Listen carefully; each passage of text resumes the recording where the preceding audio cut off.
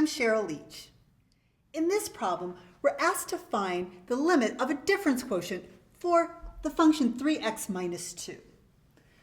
Okay, well let's take a look at the limit of our difference quotient. You can really think of this as happening in 4 pieces. The first thing you're going to want to do is find out what f of x plus delta x is.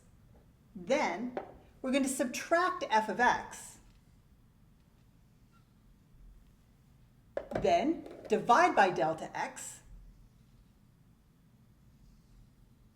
And finally, take the limit. So that's the last step, is evaluating that limit. So in mathematics, we often start from the inside and work our way out. So I'm going to go ahead and write that limit down because since that's the outside operation, that'll be the last thing that I do. So I'm just going to write this down. The limit is delta x approaches 0. Okay, so the first thing I want to do is start with that inside piece, evaluating f of x plus delta x. That means tell me the value of the function when the input is x plus delta x. Well, my function tells me that I take whatever the input is, multiply it by 3 and subtract 2. So that's going to give me 3 times the quantity x plus delta x minus 2.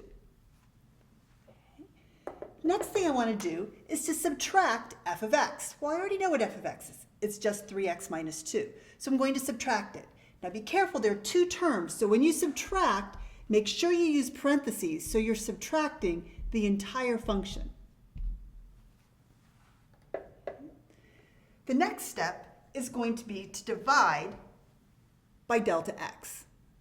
So we'll divide by delta x.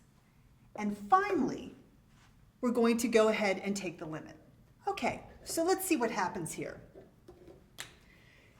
If I try to do the limit, I have quite a bit going on here, so I would like to do some simplification. So let's take a look at the limit as delta x approaches 0, and I'm going to go ahead and distribute the 3 across, so that'll be a 3x plus 3 delta x minus 2, and I'm going to distribute the negative across, so I have a minus 3x plus 2. All divided by delta x.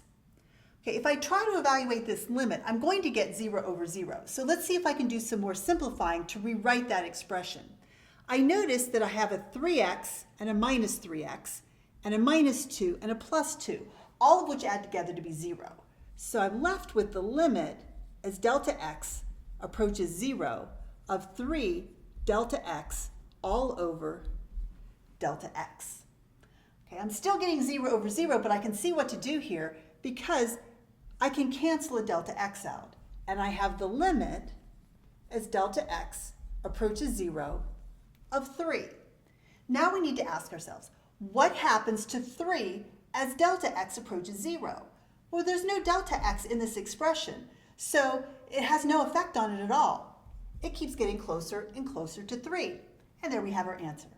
I hope that was helpful. Thanks.